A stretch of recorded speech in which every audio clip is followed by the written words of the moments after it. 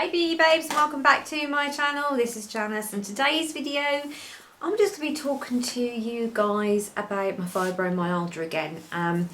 I'd done a video not so long ago explaining about how mentally I was changed by the medication that I had been put on, as in the fentanyl. I wanted to talk to you now about how it physically affected me, because when I spoke from the heart about how it changed me, how it changed my personality, etc. But I didn't explain fully how it affected me physically.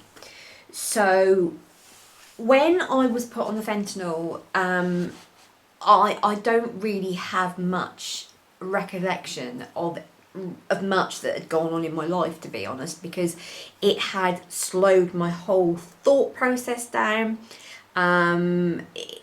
Someone would be talking to me and I'd be listening to them and they'd be like, "Did you hear me?" And it was because I was actually processing the information and like having to play it through my mind again before I could then come up with an answer. So it slowed me down. It slowed my responses down. It slowed my body down. It didn't stop the pain. It didn't stop the pain that I was getting from my back, from my legs, etc. It made me worse. It made my body worse because my body was slowed down. The responses to everything. And I could barely walk. I could barely put one foot in front of the other. And I literally, there were some days where I just couldn't even get out of bed properly. It was a case of like having to put one foot forward and try to get out. And I relied on so many people to help me. I couldn't work because I couldn't lift anything, I couldn't do anything, I couldn't walk. And then when I did start to come back to work and I was on a walking stick, I still couldn't do anything. And it was so debilitating. It really was debilitating. It changed everything. I was on the sofa all the time, not wanting to do anything. Since I've come off, and I'm now back to how I should be, it was a big knock with obviously the pandemic, because I suddenly had my life back, and then all of a sudden, well, you've got your life back, but you can't do anything with it, you know. Since we've been able to start going out, we have been out more times since, I don't know, in the last 6 weeks. We've been out more times than what I have done in the last year. I'm able to go out, I'm able to keep up with Sophia and Steve, I'm able to do things, activities that I couldn't do before. I've got to be careful. Obviously I have to be careful because I don't want to put my body back into a position where I'm in pain again, where I'm injured, because I do injure very, very, very quick. I know I heal quickly, but I do, you know, it's like just the smallest knock can hurt. It affected my sleep patterns as well. The fact that I would wake up in the middle of the night, wouldn't be able to go back to sleep, and then during the day I'd be like nodding off. It was a very, very bizarre existence. Very bizarre. Very bizarre indeed. But now, you know, I don't even need a walking stick. I mean, I can keep up with Steve, I can keep up with Sophia. Sophia is having a great time getting to know her mummy. We have so much fun and so much laughter, and I scoop her up and spin around, and it's like completely changed.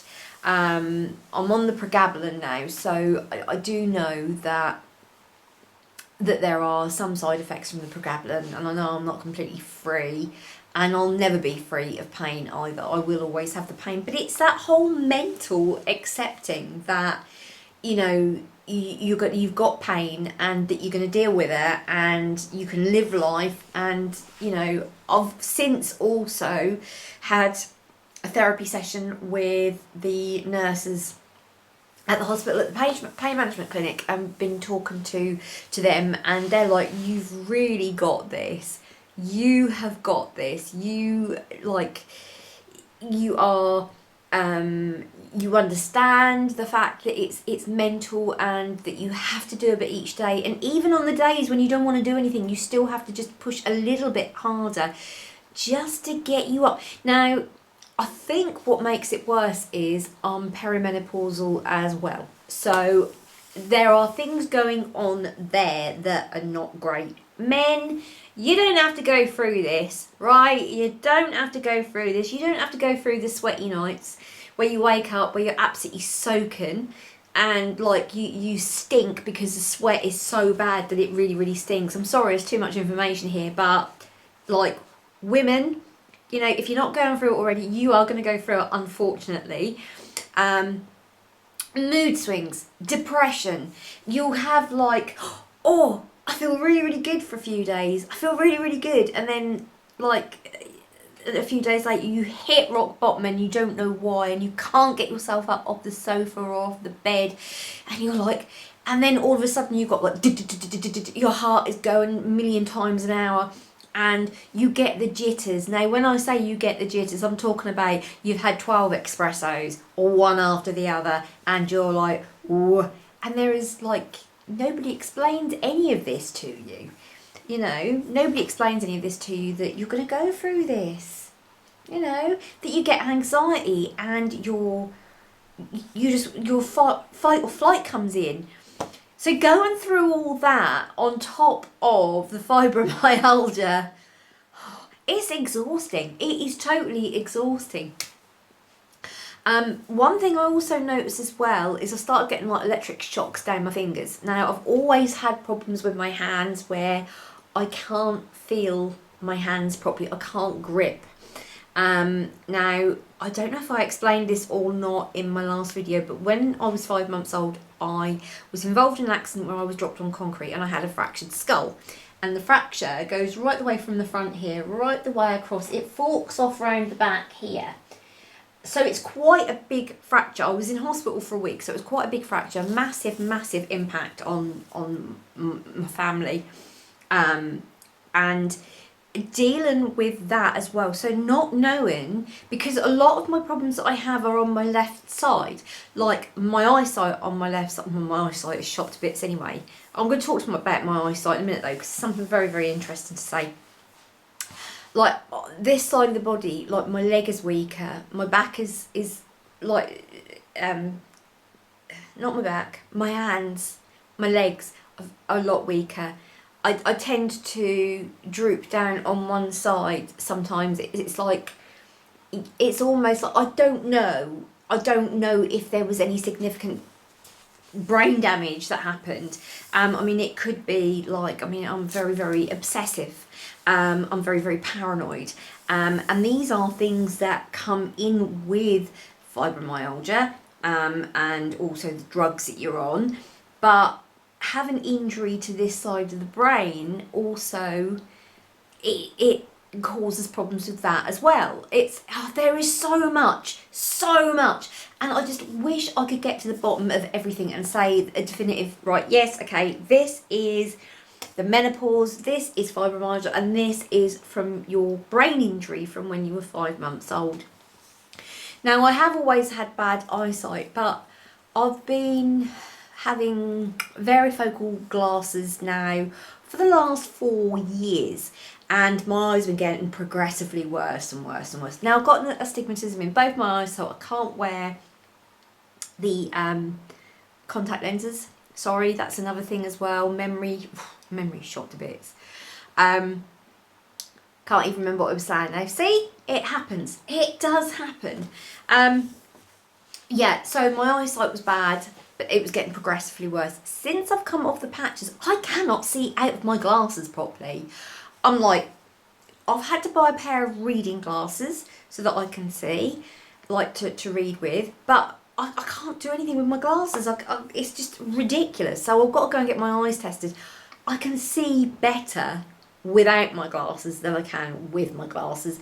So, you know, I don't know if that's the fentanyl that has done that, or if going on a pregabalin has done that. Now, my friend Lee says that her hubby, basically the pregabalin really affects him and makes him almost walk sideways, and that his eyesight is affected. So it could be that, but would it make my eyesight better? I don't know. I mean, I feel like it's me coming off the fentanyl and it's made my eyesight better. It's just really bizarre. I spoke to the pain clinic and they're like, we've never ever come across this before. We don't know. We really don't know. So I'm going to have to speak to my eye doctor and have it done. I mean, I'm due another eye test anyway, but I'm going to have to get my glasses done because I can't fucking see. But yeah, I mean, also, like, since coming off the fentanyl, I've realised that I'm not so depressive, I'm not so argumentative. Me and Steve, we do nothing but laugh all the time. We do silly things together. We're like how we were when we first got together, like just laughing and joking, and I feel like I've got my personality back. He feels like he's got his life back, his wife back, because he had come to the conclusion in his head that life was over for us. Now, I don't know if I'm repeating stuff of what I said in my last video, but my last video was more to do with the mental side effects on how it affected me and what it was doing. But the update is that, yeah, at the moment, touch wood, things are going pretty good. And I'm going to say to you again, if you get offered to be put on fentanyl for fibromyalgia, please really do think about it, because, you know, it might diminish pain, but it's going to diminish so much other stuff as well, and it's going to make life so much different, and not in a good way. Not in a good way whatsoever. So, but no, I've like since then I've been doing a lot more exercise, I've been having fun with Sophia, I've been doing more stuff.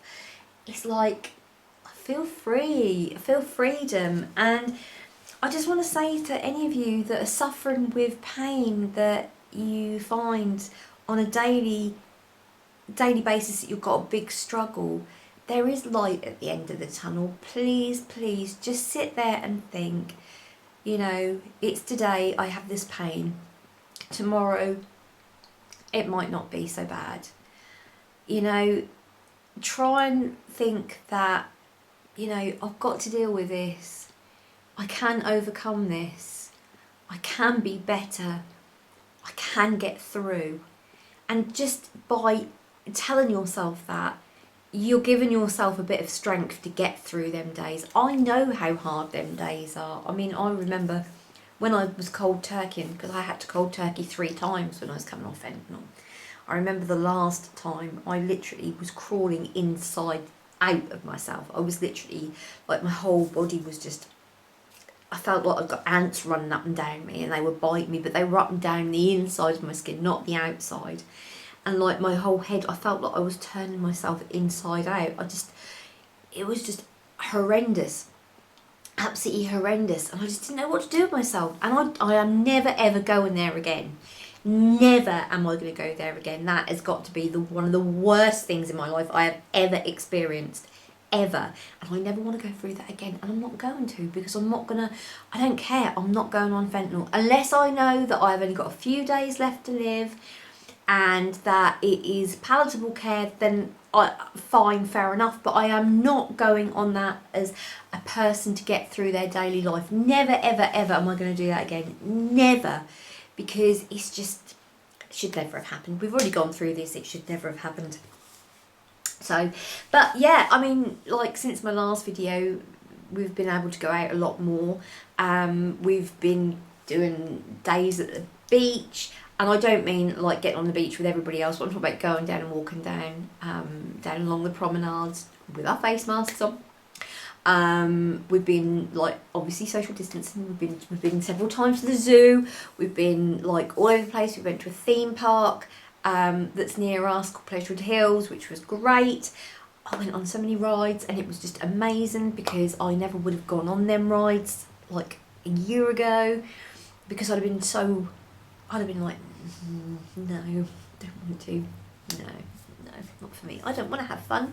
I just want to sit and just do nothing. I don't want to have fun. I don't want to talk. I don't want to breathe. I don't want to think. I just want to be left alone. Now, I just want to be with my girl. I just want to be out there having fun.